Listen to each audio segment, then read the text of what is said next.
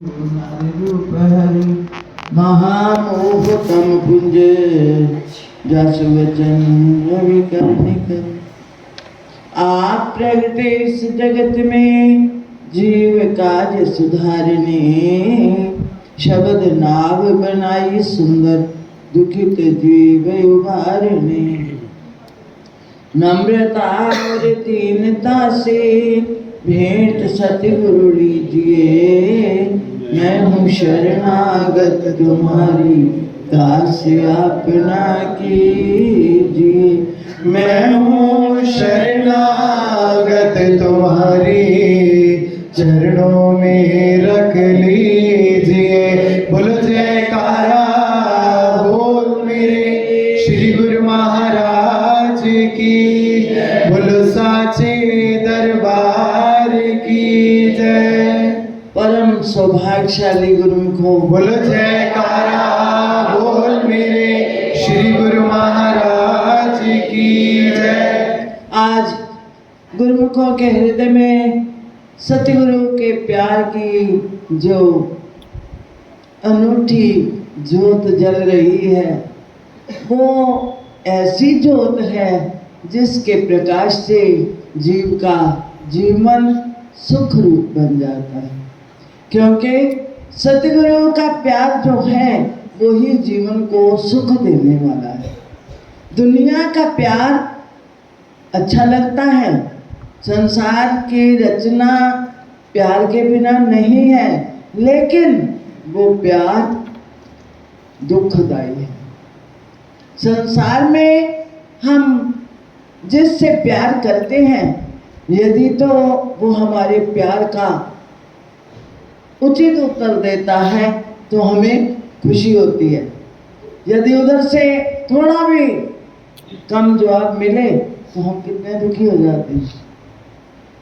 तो सतगुरु से जो प्यार का नाता है, ये तो गुरुमुखो, ये कोई संसारी प्यार नहीं, ये तो सच्चा प्यार है, आत्मिक प्यार है। और हम चाहे एक कदम भी आगे बढ़ते हों, सतगुरु हमें 10 कदम आगे लेने के लिए तैयार खड़े होते हैं। बोलो जयकारा बोल मेरे श्री गुरु महाराज की जय। भगवान श्री कृष्ण जी ने गीता में अर्जुन को फरमाया कि अर्जुन, जो मेरी तरफ एक कदम चलता है, मैं 10 कदम उसको लेने के लिए आगे तैयार हूँ, आता हूँ। लेकिन वो द्वापर युग का वादा है। आज कलयुग का जीव मालिक की तरफ एक कदम भी उठाने को तैयार नहीं होता। आज का जीव ये चाहता है कि मुझे परमात्मा आकर के मिले। हर जीव ये चाहता है कि मैं रोज बुलाऊं और परमात्मा आ जाया करे। तो परमात्मा भी कहता है कि तू मुझे बुला तो सही, तो सच्चे दिल से याद करे, मैं कभी दूर ही नहीं जाता तुझसे। क्योंकि सतगुरु परमात्मा एक है। उनको हमारी जुबान पे परमात्मा सतगुरु के रूप में ही आवाज निकलती है और कोई आवाज नहीं होती। आप गुरुमुखों का हृदय क्या कहता है? परमात्मा और सतगुरु अलग है? क्या आप अलग समझते हो? यदि अलग समझते हो तो बहुत दूर हो। महापुरुषों ने तो फरमा दिया है, गुरु परमेश्वर एको जान, जो तिस भावे सो परवान। सतगुरु और परमेश्वर एक हैं। जो सतगुरु को पसंद होता है, परमात्मा को भी वही मंजूर करना पड़ता है। तो फिर क्यों ना हम सतगुरु को परमात्मा से, परमेश्वर से बड़ा माने। यदि सतगुरु की जो प्रसन्नता है, जो सतगुरु को पसंद है, वो परमात्मा को मंजूर करना ही पड़ेगा। तो हम परमात्मा की तरफ जाने की बजाय क्यों ना सतगुरु को प्रसन्न करें, ताकि सतगुरु से हम अपनी मनवांछित वस्तु प्राप्त कर लें। अब विचारना है, सतगुरु से हमने पाना क्या है? मांगने की इच्छा तो सबके दिल में है। सब कोई चाहता है कि सतगुरु से मैं मांग लूं, क्योंकि ये अवसर बार बार नहीं मिलते। सतगुरु की प्राप्ति, सतगुरु के दर्शन दीदार बड़े नसीबों से होते हैं। तो फिर ऐसे अवसर में हमने मांगना क्या है, ये समझ हमें कहाँ से आती है? यदि हम अपने ख्याल से ही मांगते रहेंगे तो संसार की चीजें ही मांगेंगे। क्यों? क्योंकि हमारी बुद्धि ऐसी है। जन्म जन्म से हम इस संसार में रहते चले आ रहे हैं, कई युग बीत गए हैं और हमारे मन पर ये संसार की छाप गहरी है, इतनी गहरी है कि हमें महापुरुष चिताते हैं, समझाते हैं, लेकिन फिर भी हम संसार की ओर जाते हैं। महापुरुष फरमाते जैसे पानी है वो नीचे की तरफ जाता है और ये संसार नीची रचना है। हमारा मन पानी की तरह है, वो बहता हुआ नीचे की तरफ ही जाएगा, लेकिन इस मन को हमने नीचे की तरफ जाने से रोकना है। और सतगुरु जो कि ऊंचे हैं, जो धूर्धाम के वासी हैं, जो हमारे सकल सृष्टि के नायक हैं, वो सबसे ऊंचे हैं, उन तक पहुंचने के लिए हमने मन को ऊपर उठाना है। अब मन को ऊपर कैसे उठाया जाएगा? पानी की तरह, जैसे हम कहते हैं कि पानी नीचे की तरफ जाता है, तो उस पानी को यदि ऊपर ले जाना है, ऊपर की मंजिलों पे ले जाना है, तो साधन है ना साधन गुरु को? मोटरें लगती हैं, सबमर्सिबल लगते हैं, धरती के नीचे से पानी खींच के ले आते हैं और ऊपर की मंजिलों पे चढ़ा लेते हैं। तो इस मन रूपी पानी को हमने ऊपर ले जाना है। इसके लिए कौन सा सबमर्सिबल है, कौन सी शक्ति है, कौन सी पावर है जो हमारे मन को संसार की रचना से उबार करके मालिक की तरफ ले जाए? वो केवल सतगुरु की कृपा है। सतगुरु की कृपा जिस जीव पर हो जाती है, वो अपने मन को सतगुरु के समर्पित कर देता है।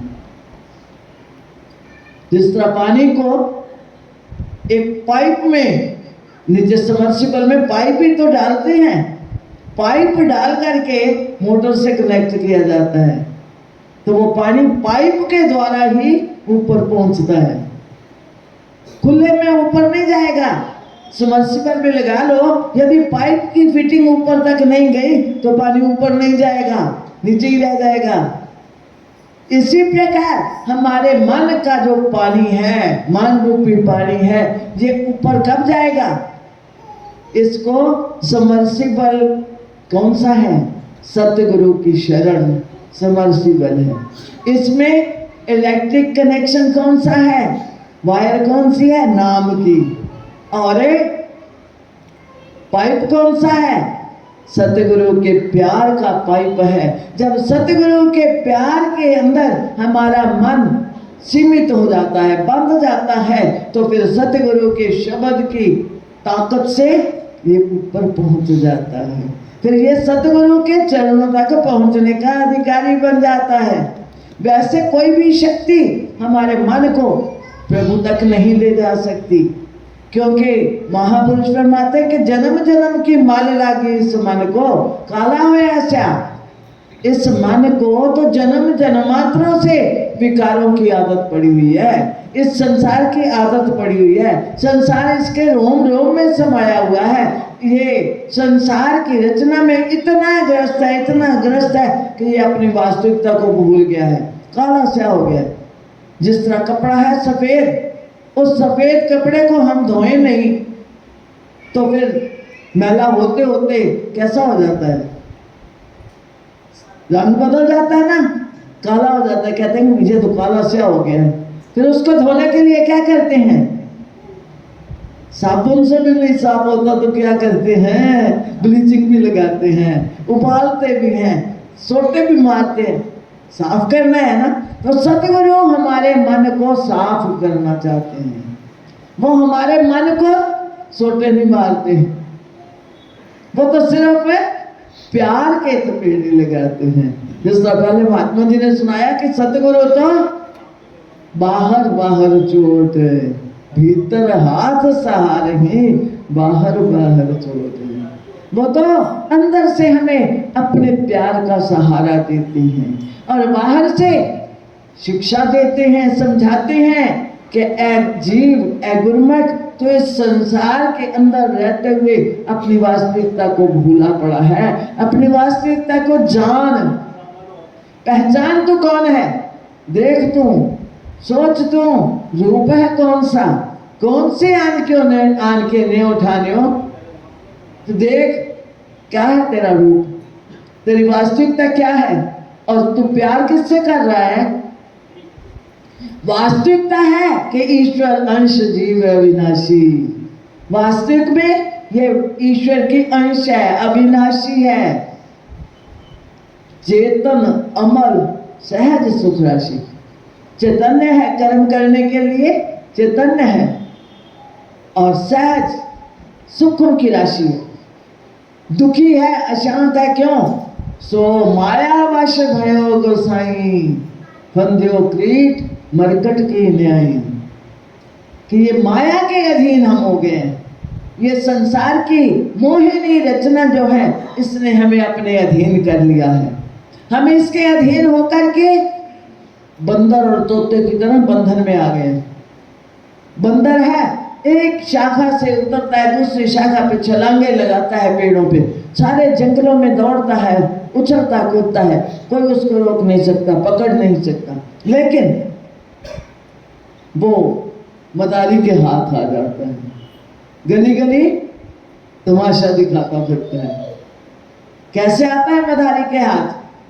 बंदर को पकड़ने वाले जंगल में जाके जमीन में एक तंग मूंग का बर्तन गाड़ देते हैं, उसमें डाल देते हैं चने और आसपास चने बिखेर देते हैं।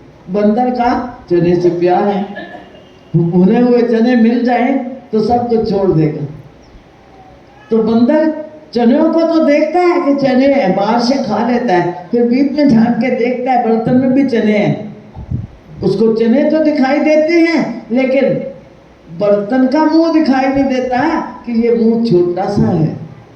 हाथ डालने की कोशिश करता है, खुली मुट्ठी बीच में चली जाती है, लेकिन चने पकड़ करके जब मुट्ठी बंद करता है तो फिर बीच में से हाथ नहीं निकलता। चने छोड़ता नहीं, मुट्ठी खुलती नहीं, हाथ निकलता नहीं, तो इतने में मदारी पकड़ के ले जाता। क्या एक छोटी सी चीज के अधीन है। हम भी तो यही कुछ है, यही हाल हमारा है। ये संसार के जितने विकार हैं, जितनी रचना है, ये ऐसे ही तो है।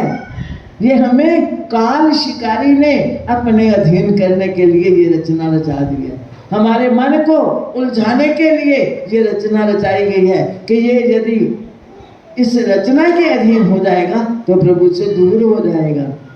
तो मन जो है वो चाहता है कि ये मेरे अधीन ही रहे, ये सतगुरु के अधीन ना हो, ये सतगुरु की समीपता ना पाए, क्योंकि महापुरुष फरमाते हैं कि मन काल और माया का एजेंट है। ये हमेशा काल और माया की ओर ले जाना चाहेगा जीव को, लेकिन सतगुरु दयाल देश के वासी हैं, वो इस जीव को दयाल देश में ले जाना चाहते हैं, काल माया से आजाद करना चाहते हैं। वो क्या करते हैं? वो हमें समझाते हैं कि ये जो चने हैं, ये जो रस हैं संसार के, जो हमें मीठे लगते हैं, ये पकड़ने काबू कर लेंगे, अधीनता स्वीकार करनी पड़ेगी, गली गली जाके नाचना पड़ेगा। इनके अधीन मत हो, सतगुरु के वचनों की रोशनी में चलो, सतगुरु की आज्ञा में चलो और हमेशा सतगुरु की आज्ञा का घेरा बना करके रखो। यदि उस आज्ञा की लक्ष्मण रेखा में रहोगे तो तुम्हें काल कभी भी अपने अधीन नहीं कर सकेगा। संसार में रहते हुए भी तुम संसार से न्यारे रह जाओगे। कैसे? जब सतगुरु से प्रीत करोगे। जब संसार से प्रीत करोगे तो सतगुरु से विमुख हो जाओगे। सतगुरु से विमुख हो गए तो महापुरुष फरमाते कब तक कर्म को मामने दोष न काहू जोग, परमेश्वर ते भूलिया व्यापन सबे रोग, बेमुख होए राम ते लगन जन्म वियोग। खिन में कोड़े हो गए जितने माया हो। महापुरुष सब चेतावनी देते हैं कि अजीब, ये जीवन जो है ये कार्तिक का महीना है, कर्म करने का महीना है। इस जीवन में, मनुष्य जीवन में ऐसे कर्म करो जिससे मालिक के साथ मिल जाओ, उस प्रभु की प्राप्ति हो जाए। जिस तरह कार्तिक महीने के विषय में आता है कि सत्यभामा ने जब कार्तिक की कथा की, कार्तिक व्रत किया तो कई दिनों तक कार्तिक व्रत किया, एक दिन नहीं, तब उसे भगवान की प्राप्ति हुई। तो महापुरुष फरमाते हैं यदि सत्यभामा ने पिछले जन्मों में कार्तिक की कथा व्रत किया तो उसे भगवान मिले। तो हमें, यदि हम, व्रत क्या है? अपने आप पे कंट्रोल करना।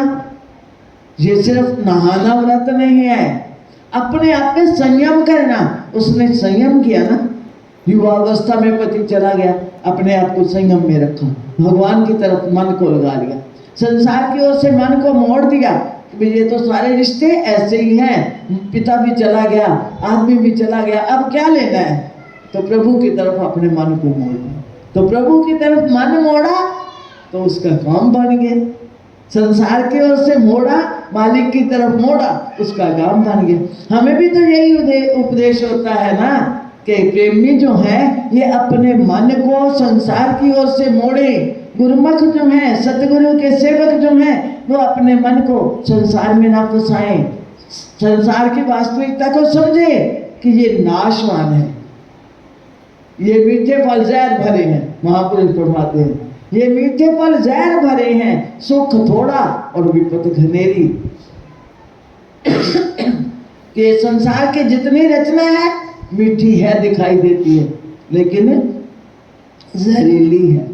इसमें जो सुख दिखाई देता है वो थोड़ा चने जैसे बंदर को चने दिखाई दिए, बंदर ने दिखाई दिया, वैसे ही हमें ये सुख जो है ये दिखाई देते हैं कि सुख है, खुशी है, इसमें आनंद है, मजा आया है। लेकिन महापुरुष फरमाते हैं इसके बदले में जो दुख मिलना है 84 लाख योनियों का, वो तो बहुत बड़ा है ना, युगों का पेड़ है। याद आया कि श्री 108 श्री पंचम पातशाही जी महाराज जी जब पहली बार कनाडा में कृपा फरमाई तो कोई गुरुमुख श्री गुरु महाराज जी के चरणों में आया, प्रार्थना करता है कि महाराज जी मेरे घर भी कृपा करो। गुरु महाराज जी फरमाया ठीक है। समय निश्चित हुआ, श्री गुरु महाराज जी ने महात्मा जी को कहा, उन्होंने कहा कि जिस टाइम बनेगा प्रोग्राम आपको फोन कर देंगे। तो श्री गुरु महाराज जी की मौज थी, क्यों कि जीव का कल्याण करना है। वो जहाँ भी जाते हैं जीवों का कल्याण करने जाते हैं, विदेशों में घूमने नहीं जाते महापुरुष, वो तो जहाँ भी जाते हैं जीवों का भला करने जाते हैं। तो दूसरे दिन श्री गुरु महाराज जी ने मौज से फरमा दिया महात्मा जी को कि उस भगत को फोन तो कर दो। श्री गुरु महाराज जी की मौज से महात्मा जी ने फोन किया तो कहता ठीक है मैं नौकर भेज दूंगा, गाड़ी भेज दूंगा, आप आ जाना। श्री गुरु महाराज जी फरमाते नहीं, हम नौकरों के साथ नहीं आते। अब श्री गुरु महाराज जी की मौज कौन समझे? तो कहता है, अब सोचता है दिल में श्री गुरु महाराज जी को बुलाना तो जरूर है, बेनती की हुई है, बुलाना भी जरूर है। अब श्री गुरु महाराज जी फरमा रहे हैं कि हम नौकर के साथ नहीं आएंगे, मुझे जाना पड़ेगा ना। बेनती करता है ठीक है महाराज जी मैं गाड़ी लेके आ जाऊंगा। तो समय से गाड़ी लेके गया, श्री गुरु महाराज जी ने कृपा की, पहले शोरूम में ले गया, हीरों का व्यापारी था। शोरूम में जाके जैसे श्री गुरु महाराज जी विराजमान हुए, वो बहुत खुश है, मत्था टेकता है, पूजा करता है। तो इतने में नौकर सामने दिखाई देता है, तो उससे पूछता है कोई ग्राहक तो नहीं आया? कहते आया है। फिर हीरा एक ले गया है। कौन सा हीरा दिया? ये हीरा दिया। कितने का दिया? उसने बताया इतने हजार का दिया है। मायूस हो गया। कहता है गुरु महाराज जी को विनती करते हैं, महाराज जी मैं इसीलिए तो दुकान से निकलता नहीं हूँ, ये हीरा इतना कीमती था, 10 गुना कीमती था, इसने सस्ते में दे दिया, अब इतना बड़ा नुकसान हो गया मेरा। तो श्री गुरु महाराज जी फरमाते हैं ये तो कुछ हजार का नुकसान है जिसके लिए तू परेशान हो रहा है। हम भी कुछ हजार का तेरा नुकसान होता तो हम कुछ ना कहते, तेरा तो कई जन्मों का नुकसान हो रहा है और तू लापरवाह है, हमें इस बात का दुख है। तो श्री गुरु महाराज जी से वो प्रार्थना करते हैं कि महाराज जी वो कैसे। गुरु महाराज जी फरमाते हैं कि तू नाम की कमाई नहीं कर रहा, भक्ति की कमाई नहीं कर रहा, इस संसार के हीरे खरीदने बेचने में लगा हुआ है। नाम रूपी हीरा जो है उसकी तरफ तो तू देखता भी नहीं है, जिसकी महापुरुष फरमाते हैं कि नाम अमोलक रतन है। पूरे सतगुरु पास सतगुरु सेवा लगिए कड रतन देवे प्रकाश।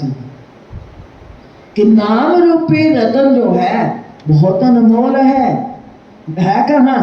पूरे सतगुरु पास, इधर उधर नहीं, किसी व्यापारी के पास नहीं है ये नाम रूपी रतन, ये केवल केवल सतगुरु के पास है। देते कैसे हैं? सतगुरु सेवा लगी। जब हम सतगुरु की सेवा करते हैं तो सतगुरु हमें नाम रूपी रतन प्रदान करते हैं। फिर जितनी हम सेवा करते हैं उतना ही ये रतन प्रकाशित होता है, इससे प्रकाश निकलता है जिससे हमारा अंदर बाहर प्रकाशित हो जाता है।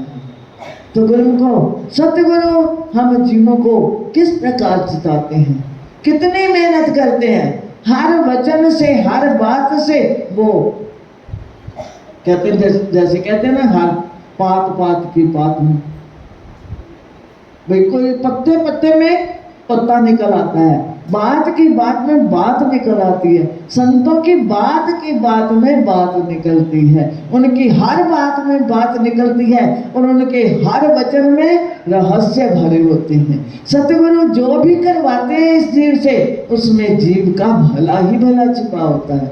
और सतगुरु को पहले ही सुना महात्मा जी से कि कोई मतलब स्वार्थ नहीं होता हमसे, उन्होंने हमसे कुछ नहीं लेना, उन्होंने देना ही देना है। अब हमें देने के लिए जो आए हैं तो फिर हम लेने से भी कतराते हैं, ये हमारी कितनी कमतुरी होगी, बदकिस्मती होगी ना यदि हम लेने से भी कतराएंगे। सतगुरु दाता हैं और वो दे रहे हैं, हम लेने वाले बन जाएं, दामन पसार लें और सतगुरु के चरणों से उनकी भक्ति का वरदान मांग लें। इस भक्ति के अलावा कुछ भी मांगना जीव के लिए घाटे का सौदा है। केवल सतगुरु से सतगुरु को मांगो, सतगुरु से सतगुरु की भक्ति मांगो, नाम की दौलत मांगो और अपने मन को हर समय ये समझाते रहो कि मन तू आज तक मुझे दुखी करता आया है, परेशान किया है तूने, अब मैं तेरी नहीं सुनूंगा, अब तो मैं सतगुरु की आज्ञा में ही चलूंगा। जब मन को हर समय हम ऐसा संबोधित करते रहेंगे तो मन है मान जाएगा।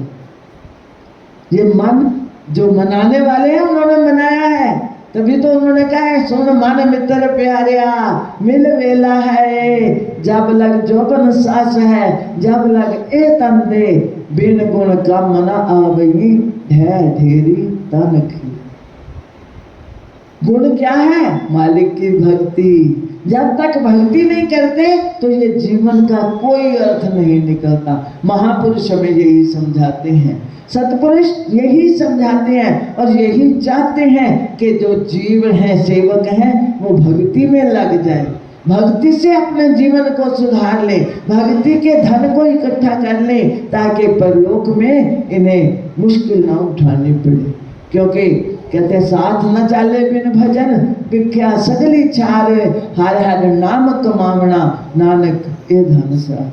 साथ जाने वाली वस्तु केवल मालिक का नाम है, मालिक की भक्ति है। यदि हम मालिक के नाम की कमाई नहीं करते, भक्ति की कमाई नहीं करते तो फिर हम खाली हाथ मालिक के दरबार में क्या पहुंचेंगे?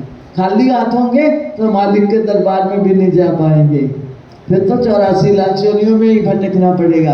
गुरु को ये दुर्लभ शरीर मिला है, सतगुरु की शरण मिली है, ये सुंदर संयोग मिला है, इस संयोग को पा करके जो न तरे भाव सागर नर समाज आस पाए, सो कृत निंदक मंदमती आत्महन गज्जय।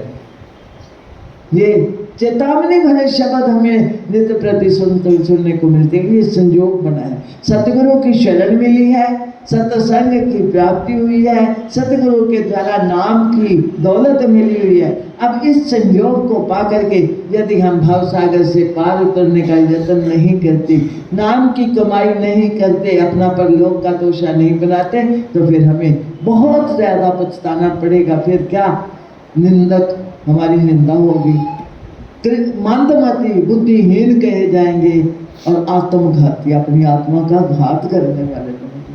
अब हम क्या चाहते हैं कि हम अपनी आत्मा का घात करें? क्या हम अपने जीवन को जो 84 लाख, जो कई बार 84 लाख योनियां भुगतने के बाद ये मनुष्य तन मिला है, इसको व्यर्थ गवा दें, इससे वो लाभ प्राप्त न करें जो लाभ पाने के लिए आए हैं? कोई चाहेगा?